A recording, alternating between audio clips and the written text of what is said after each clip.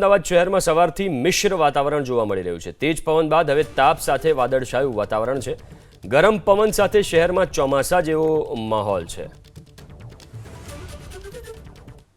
અમદાવાદ શહેરમાં વહેલી સવારથી ધૂળની ડમરીઓ અને વાતાવરણમાં પલટા બાદ ફરી એક વખત બપોરથી અમદાવાદનું વાતાવરણ છે તેમાં ઉનાળાની અસર જોવા મળી છે અને બપોર પછી ખાસ તો 12:30-1 વાગ્યાની આસપાસ ફરી એક વખત ઉનાળાનો અહેસાસ થતો હોય તે પ્રકારની પરિસ્થિતિ જોવા મળી છે। દ્રશ્યો અહીંયા આગળ આપણે બતાવીશું। સવારના સમયે જે ચોમાસા જેવો માહોલ સર્જાયો હતો તે અત્યારે બદલાઈ અને અત્યારે ફરી એક વખત ઉનાળા જેવી પરિસ્થિતિ હોય તે પ્રકારની સ્થિતિ જોવા મળી રહી છે।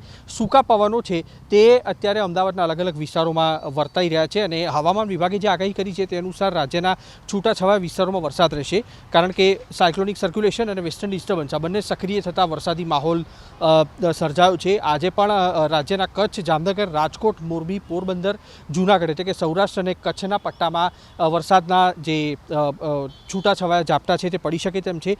માછીમારોને દરિયો ન ખેડવા માટે સૂચના આપવામાં આવી છે। તો આવતીકાલે બનાસકાંઠા, સાબરકાંઠા, અરવલ્લી, દાહોદ અને કચ્છમાં હળવો વરસાદ રહી શકે તેમ છે। આગામી 7 દિવસ સુધી તાપમાનમાં 4 થી 5 ડિગ્રીનો વધારો થાય તે પ્રકારનું હવામાનનું અનુમાન છે, પરંતુ મૂળ મુદ્દે જોઈએ તો સાયક્લોનિક સર્ક્યુલેશન અને વેસ્ટર્ન ડિસ્ટર્બન્સની અસરના પગલે આખા રાજ્યભરમાં આ વાતાવરણમાં પલટો જોવા મળ્યો છે, જેમાં અમદાવાદમાં એક જ દિવસે 2 મિશ્ર ઋતુનો અનુભવ થયો છે, જ્યાં આગળ વહેલી સવારે ભારે પવન અને ધૂળની ડમરીઓ સાથે વાવાઝોડા જેવું વાતાવરણ જોવા મળ્યું હતું। તો બપોર પછી ફરી એક વખત ઉનાળાની ગરમી છે તેનો અહેસાસ જોવા મળી રહ્યો છે। કેમેરામેન મલય દવે સાથે કુશાંક સોની, ABP અસ્મિતા, અમદાવાદ।